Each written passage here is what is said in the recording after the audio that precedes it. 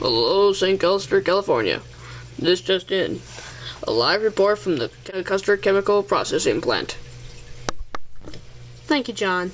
Behind me, you will see a police barricade, and beyond that lies the wreckage of the plant. Hello, I'm Julia Mathers. The cause of the explosion, which occurred at 7:30 this morning, is still being debated. While the surrounding property wasn't damaged, the building is leveled. Local law enforcement and a biohazard emergency response team, or BERT, has teamed up to help the damage. I have with me Patrick Jones, the leader of the team, to assess the damage.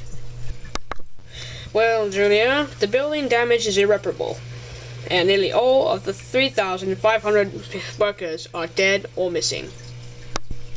Have you found all the bodies yet? Alas, only a fraction of this number have been found.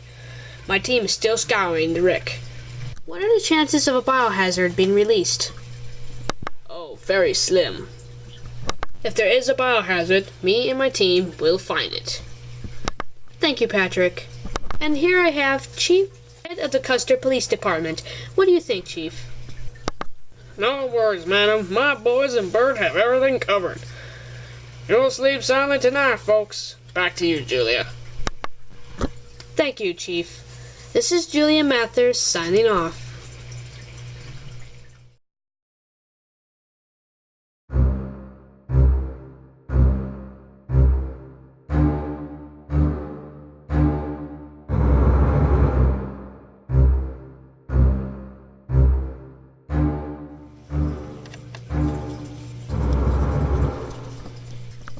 Nothing we can do now. Just gotta wait till Inspector gets here. He's on his way.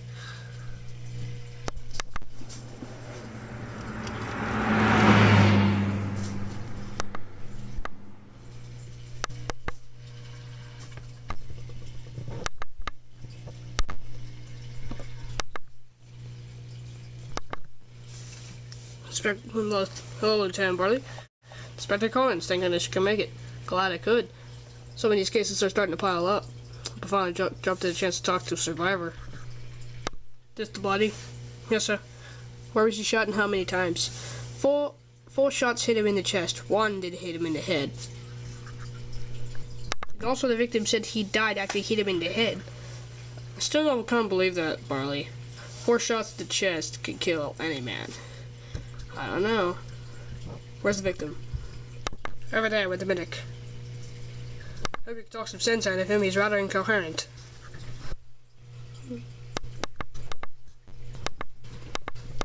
How is he? He's just in shock, sir. He suffered some major blood loss. What's his name? Jason Norwich, 28 years old, a mechanic. Any complications to the wound? Which is where? Left wrist. Well, any complications to it? Like fever, infection? He is taking on a fever, and he has complained of nausea, but there is no sign of infection in the wound. How is that possible? This man was bitten by a human whose mouths are full of bacteria. How is there no infection in the wound?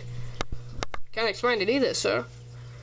The wound is swollen somewhat, but there is no infection, and it took a long time to stop bleeding, as if there's an anticoagulant in the saliva. And also, it's taken on an ugly gray color, so I'm worrying that this wound may be something different. Thank you, Doctor. I better go speak to Mr. Norwich. Sir, I'm Inspector Collins of the Cali Police Force. Can you please tell me what happened? I'll never sleep again. Why did we date it?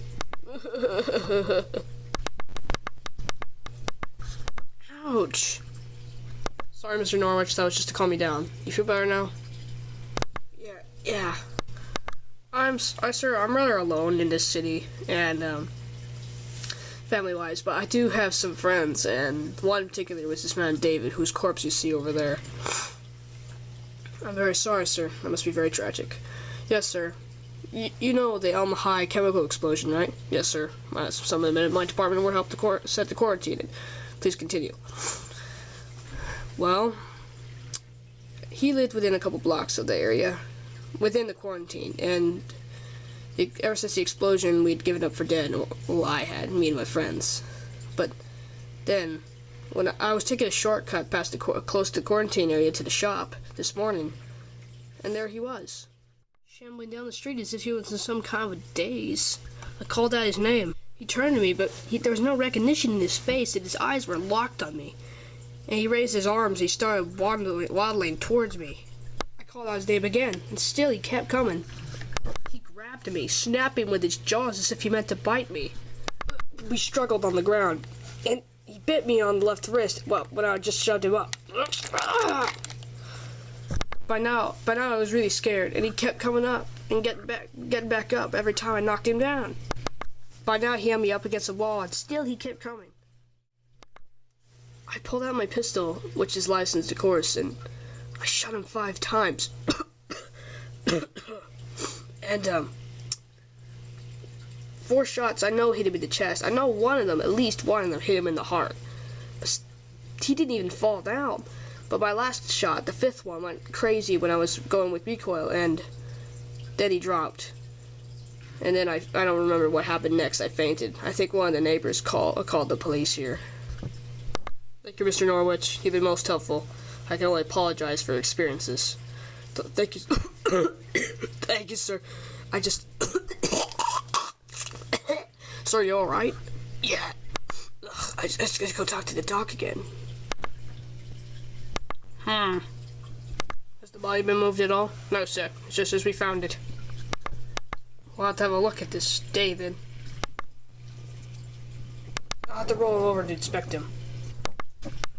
Well, this guy's in rough condition. There's some previous wounds which I cannot quite identify, but there's decomposition around them as if the guy was rotting away while he was walking around. Here's the 4 bullet wounds to the chest. One of them did go through the heart. There's the bullet wound to the head. Looks like it did hit last. What type of weapon is it? 45 Colt. It's right here. Yep, 45. That's a bone grip.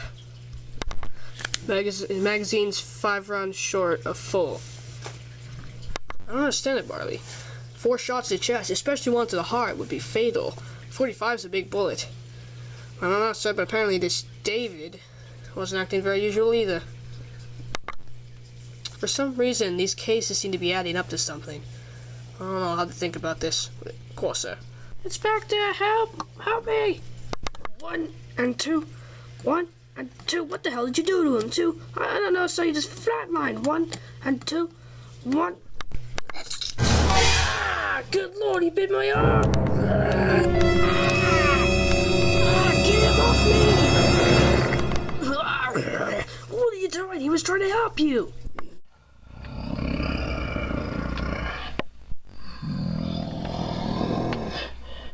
Hey, what are you doing, Mr. Norwich? Stay back! Hey, back off! Don't make me do this! Good shot, sir. Right between your eyes. What was he doing? Doc, you should probably get that scene too. Yes, I'm just gonna get back to the office and whack on it. Barley, you and the men stay here while I go report to the chief. Make sure you get rid of these bags. Burn them, put them in bags, or bury them really deep. I don't care, just do anything with them. Just get rid of them. I don't want anything else to happen. What could happen, sir? I don't know, just do it. Alright, sir, it's taken care of. One more thing, make sure none of this gets out. Especially not to the press. This could cause national panic. Alright, sir.